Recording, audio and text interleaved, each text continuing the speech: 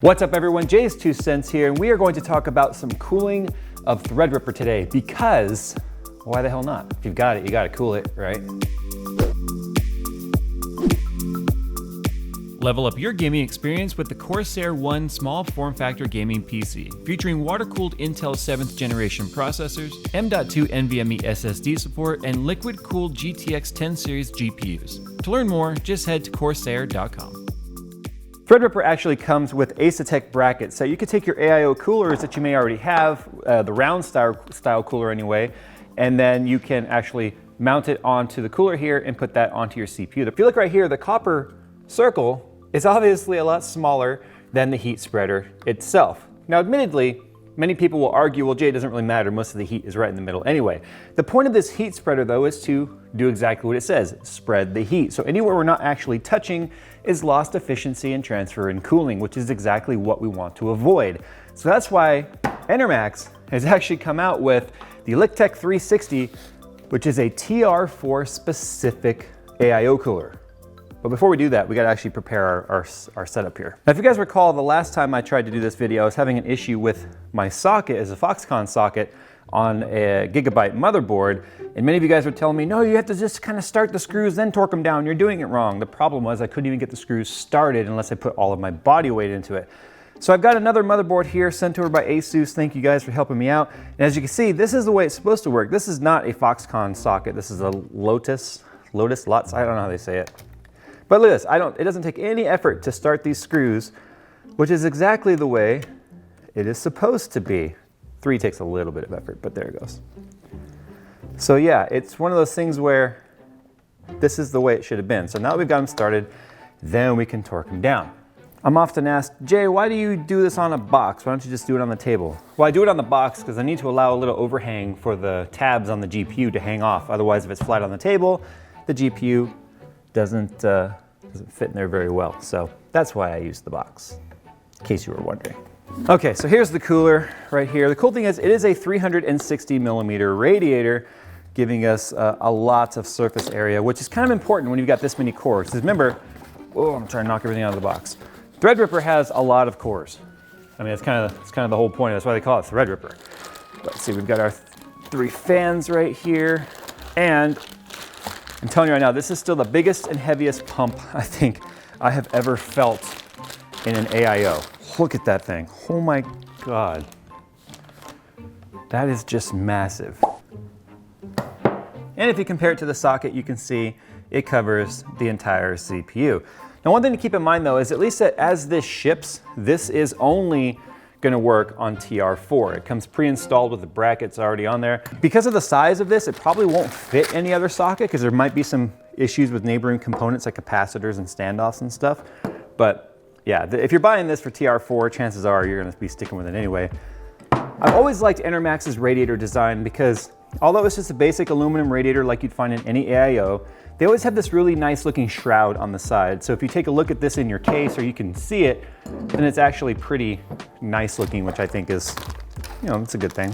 We've got our triple fan splitter and we have got our Molex plug. And then of course we have our hardware. If you've installed any AIO cooler on any sort of Intel 2011 socket, this is pretty much the same style here. This screws right into the standoff threads, which are already on the socket itself. And then you just put the pump down and then you use the spring-loaded retention screws to hold it in place. And the springs are gonna put the tension on it where it needs to be. So you basically just tighten it down until the threads stop. Now, disclaimer here, because I've already tried to do this video once when we determined that the previous board was a problem, I am not using the standard thermal paste that was included with the AIO. So that is worth pointing out. I'm actually using the stuff I normally put on my GPU blocks. So there could be a difference of a couple of degrees, 1 or 2 degrees, usually pretty minimal. One thing I really like about the radiators too is they have these rubber standoffs right here, these rubber guards. What this does is help absorb vibration. So it really is like a very well thought out AIO. Enermax has always been one of my favorites. They don't go the normal route, with AIOs, which are always about cutting corners and maximizing yields. They always seem to just, do it right. And you can find a history of my like for Enermax by just doing a search, because I've done a few videos regarding their AIOs over the years. So the mounting orientation here is pretty much a push config. If you want to know whether or not you should do push or pull, of course I've got videos on that. You can go and check those out separately rather than us talking about it now. But not only does the radiator have the rubber standoffs, they have them on the fans as well. So it's such a well thought out piece of machinery or equipment. Does it count as a machine? It's got moving parts. Moment of truth now to see if this one works. This Strix doesn't have any surface mounted power buttons. So I've got to do this the old fashioned way. So right now we're using just whatever the factory PWM curve would be on this, because this pump doesn't have any sort of smart control. It doesn't have like its own software. It basically just runs off the PWM headers on your motherboard. So the fans have their own header and the pump has their own header. So that's why I like to plug them into CPU 1 and 2, because then whenever you do to the pump, it's also going to do to the fans. Unless you want them to be independently controlled, you can do that as well. Okay, so I'm gonna be using AMD Ryzen Master here, which I'm not a fan of. I don't like that software a whole lot, but it's probably gonna be the most accurate in terms of monitoring temperature. So this is the 1920X. So this is a 12-core CPU, not the 16-core, because that's being used in the Symbiote build. But here it is right here. You can see we've got 22.75C currently on the core. You can see our various cores are all kind of moving around doing their thing like they're supposed to. But we do have one core that will turbo up to about 4.15 gigahertz. This is all out of the box settings. We have not changed anything. And then you can see right here, this is just the Windows built-in thingamabobber. So our performance, whatchamacallit. Yeah, I like to use the most technical of terms around here. So let's go and take a look at some Cinebench right here. Let's see how this does. And yes, I'm aware that Ryzen Master, at least in the past, could actually affect performance and scores. I don't care about the score, I care about the temperature, which is what we're looking at right here. So if we take a look at temperatures, you see we're steadily rising, which is expected. But right around 40 C, it really starts to slow down. As you can see, that's really respectable, holy crap. And then our score right there is a 2,380. Remember, these are all stock speeds. So there's that. I'm just gonna run it again. I'm gonna kind of run it back to back to back. I know this isn't exactly the most efficient way of loading up a CPU in terms of temperatures, but this is just one test I'm starting with. You can hear the fans slowly speeding up. So I don't think we're gonna get too much hotter than this, because this temperature you're seeing right here is what the fans are running really low. Like the fans are barely turning. We're sitting right around 43 C on the last test. But you can see under load, all cores drop down to 3.7 gigahertz. So of course we have to do a little overclocking, because, I mean, why not? It's what we do around here. We overclock. We overclock everything, even our toilets. It doesn't look like we're gonna even hit 45 C right now at stock settings, at least using Cinebench repeatedly. So we're using the world famous BMW Blender test. You guys can download it yourself if you want to test it. But anyway, where's the start button? I forgot. Oh, right there, render. Bam. Okay, so this is the Blender CPU test. So all of this rendering is being done on the CPU, which means we are going to be pushing it, as far as we pretty much can. I don't think we're going to see the temps really go up, if you want to know the truth. I really don't think so. I mean, the memory is sitting at 2133. The cores are sitting at 3.7 gigahertz across all 12. Like if we actually hit 45 or 46C, I'll be surprised. Now I can hear some of you already complaining that I'm testing this outside of a case, and that's fine, because you know what? There's no case I could grab that's gonna cover all of the scenarios out there in the world. Right now, our environment is sitting at about 71 Fahrenheit, and we are sitting in an open test situation like this so that we can see what the cooler itself is capable of when we don't have any introduced variables like poor case airflow. So take that for what you will. If you stick this in a case that has terrible airflow, of course your temps are going to suffer. Now check it out, we hit 45.7, 45.5. That is super impressive. It really is, especially considering we are talking about an all-in-one cooler. The air coming through the radiator is still cool too, so we're not anywhere near heat soak. In fact, when I touch the end tanks right here, they're still cool to the touch. Yeah, there's no warmth coming through this thing yet, so we are nowhere near saturated. Now this cooler, the triple fan version, 360, is actually capable of 500 watts of dissipated heat. So that is no joke. All right, the test just finished, and look how fast our temps are gonna come back down. Check this out.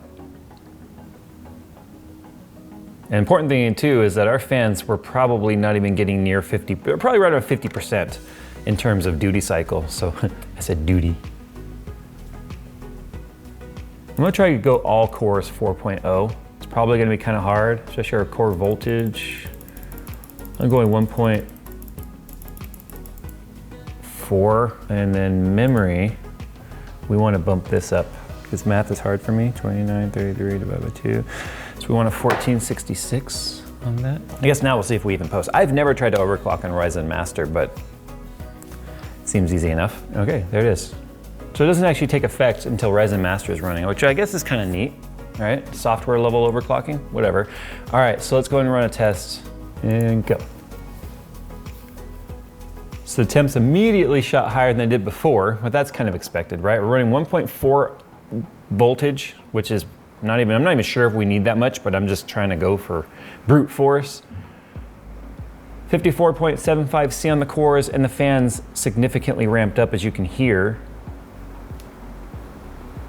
But hey, when you're overclocking, the air coming through them is still cold, so there's no soak on this radiator. Oh, there you go, speeding up more. I guess I'm pretty impressed with the fact that we've got 4.0 gigs stable on all 12 cores. It feels like Threadripper overclocking is easier than Ryzen. They're both Ryzen, you know what I mean? Like the actual like R7, Ryzen 7s, Ryzen 5s. Because it seems like I've got to do a lot of tweaking to try and get 4.0 stable on those, but here it was just clicking a couple things. And here we are running 4.0 stable on all 12 cores. CPU or memory's running just under 3000, and we are sitting just under 60 C on the chip, which has quite a bit of headroom in terms of TJ Maxx, so we're doing pretty good. I like that the Enermax logo lights up. It's got a nice, kind of an elegant look to it. I think we might hit 60 C on the last part of this test right here. We're at 59.5. 59.63. Nope, we didn't hit 60. Fans ramp down, temp drops rather rapidly once we're no longer under load. So basically, yeah, if you guys have got yourself a TR4 based CPU, so that's obviously Threadripper X399 on AMD, and you're looking to get the most cooling that you can without going custom loop, well, you've got to definitely check out Enermax. They've got a couple of different versions too. This is the 360, they also have a 240. Now they're not the cheapest AIOs out there. This one runs about 149 USD at the time of making this video, and the 240 runs 129 USD, which I guess is really not that out of the ballpark when you compare it to some of the other like high-end AIOs out there. It's definitely worth checking out. Yeah, so I guess that's it for today. I'm glad I was able to finally do this test. Now I gotta figure out a build to use with this system right here. But we got another high profile build coming up, guys. You definitely don't want to miss that. We'll be introducing that later this week. But I'm gonna go, tell me what you guys thought about the Enermax TR4 360, the Liqtech coolers. I've always been a fan of these, as I said. So definitely check them out, guys. You can find links on where to find those down below. Anyway, time to go. Thanks for watching. And as always, I'll see you in the next one.